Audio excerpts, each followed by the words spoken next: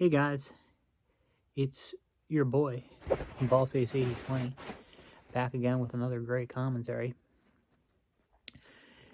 Um, yeah, so back on the subject of gut health. It's a subject that's really near and dear to my heart, I guess literally, right? But because it's something I think is really important and that really affects somebody's quality of life, and that a lot of stuff we deal with. I mean, it was Hippocrates, right, who said that illness starts in the gut. Maybe not always, um, but I think there's at least something to it. And I think it's having a healthy gut microbiome is probably the first step to being healthy and to health and wellness and to feeling good. You know, so there's a lot of talk about gut health, but I think that the advice out there isn't always necessarily totally accurate, just based on my own experiences. I think there's a lot of stuff in it that gets missed.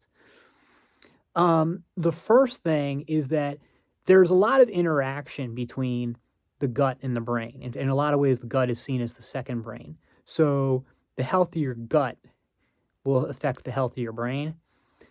But I also very strongly believe, based on my personal experiences, that the health of your brain affects the health of your gut.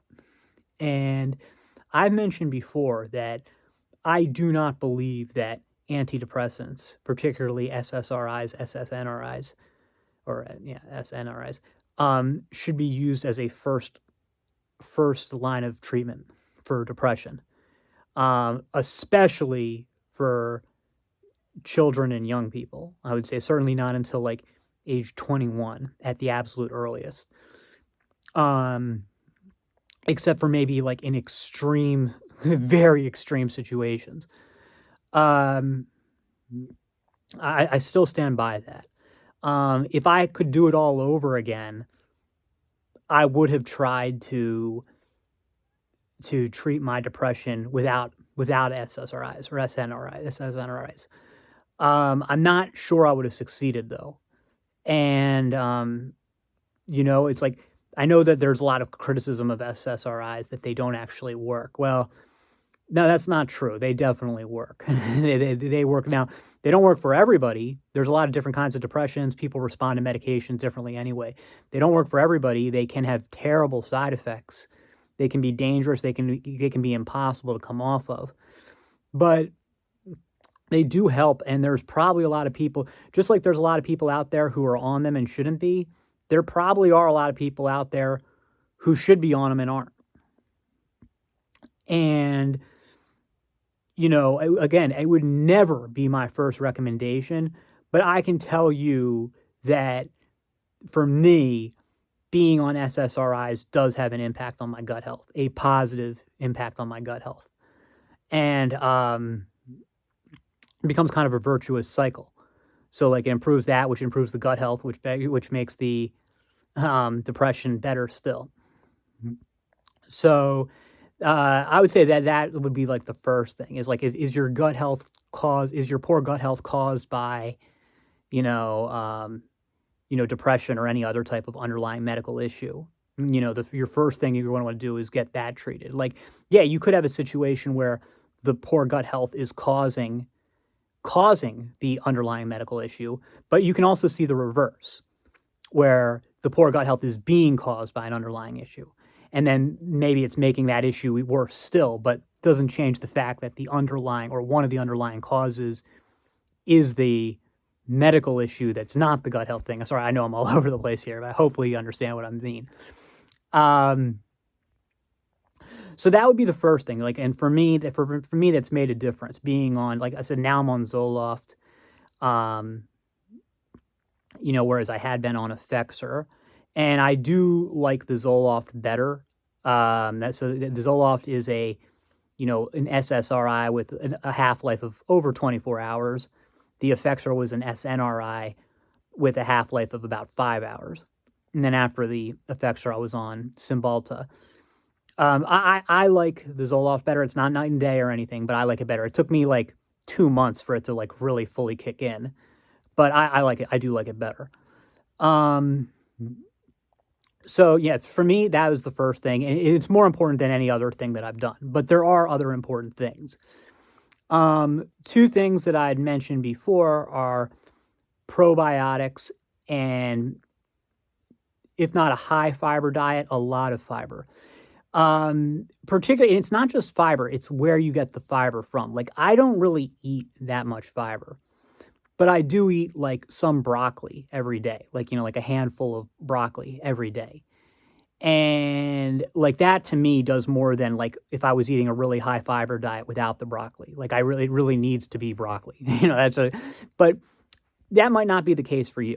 But I would say that, you have to be, you don't want to be like fiber deprived. You do need to like a good amount of fiber. I don't think that just necessarily loading up on fiber is going to solve your health problems, but it's a prebiotic, so like fruits, vegetables, whole grains, stuff like that.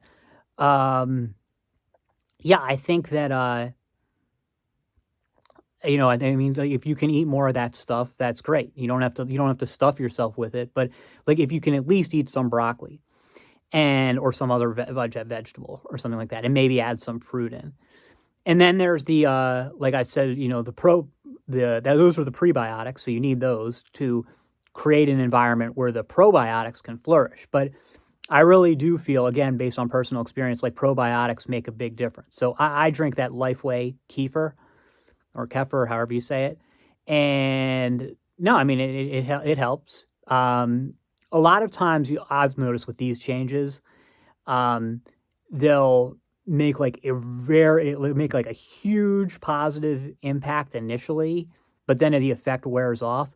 However, there's always some effect there, especially as as long as, for me at least, as long as I'm eating broccoli and consuming the probiotics, I'm getting at least some, I can feel it in my gut health.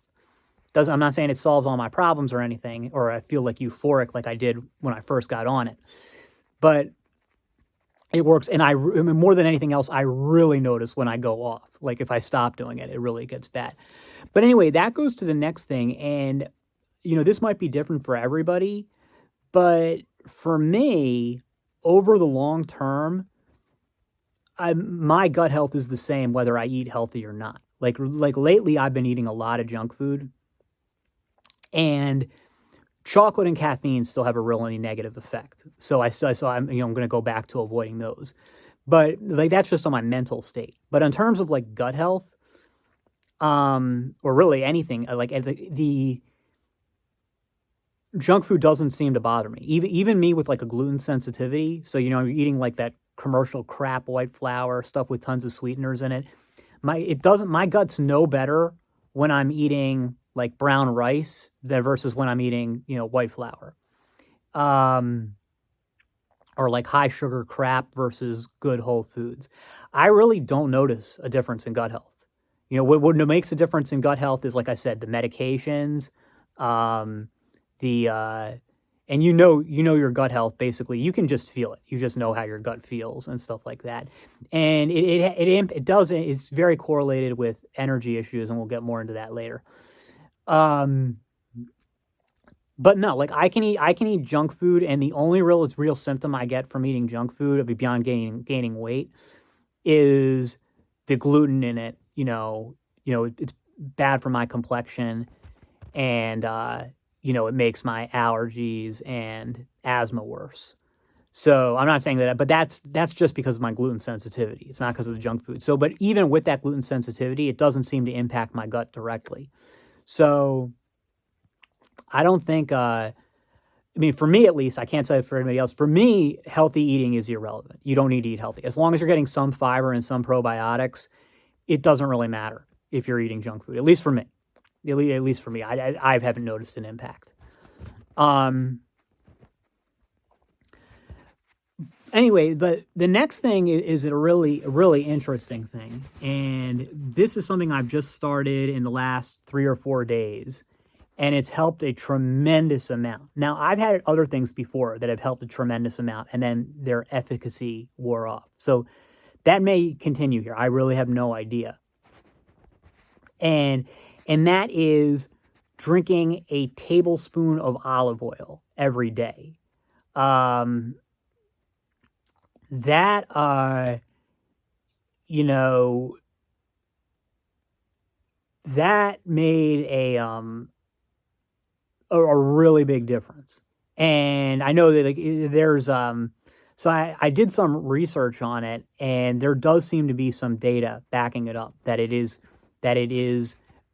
drinking that tablespoon a day of olive oil is beneficial for gut health. But the thing is, like, it made a difference in things I wasn't really like. I didn't even know what I expected. I had just read somewhere that it could be beneficial to people who had the problems that I had, some of the problems that I had, and I was thinking, okay, might help. I didn't really think too much of it, but I assumed that if it was going to have an impact, it would be down the road. But what I noticed was right away, within 24 hours, stuff like my like pain, like I've got very itchy skin, which is very painful in some places, and dry itchy skin, and that cleared up. Like I would say, with like again less than an hour. I mean, now granted, it had been getting better anyway because it had been really bad a couple of weeks ago, and it was getting better, but it was always there, and now it's like it's better than it's been in like over 10 years. And no, look, that may not last, but it's still very interesting. The allergies and asthma feel better. It's tough for me to tell for sure on that one. That could just be psychological. But the depression, I haven't really noticed a difference, but I wasn't really depressed before. Like I said, I'm feeling a little depressed now just because I've been back on the chocolate. But that'll go away in a couple of days. Um,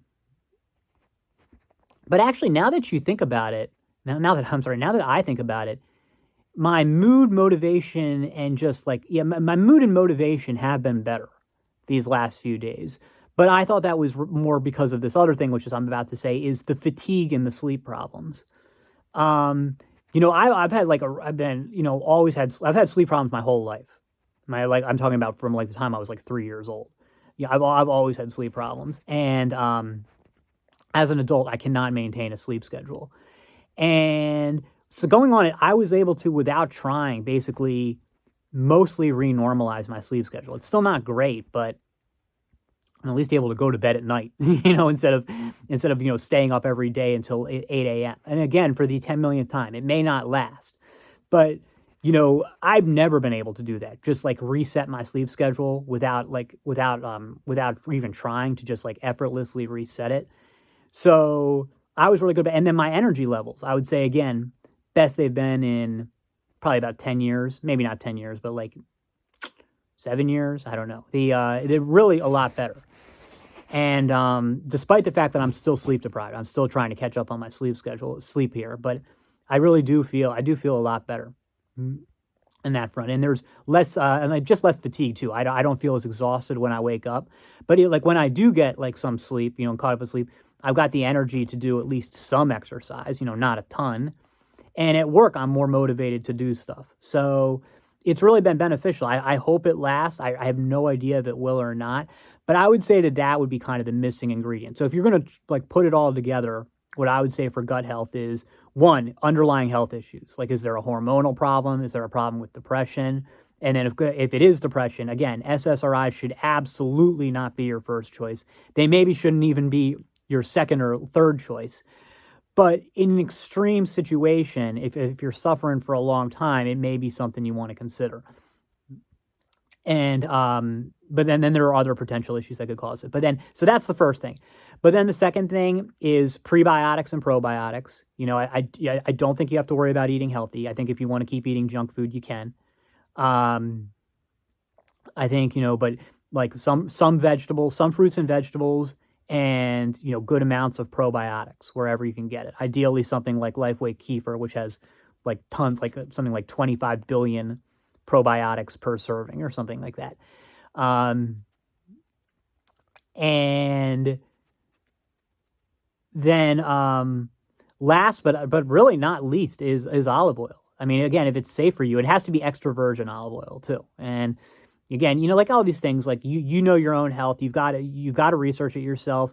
You have to consult with your own physician, and, you don't do it because, like, maybe you've got an allergy to olive oil or something. So I'm not telling you to go out and drink olive oil, but if it is something that's safe for you and, it's something that and you are having gut problems, it is something that could be helpful.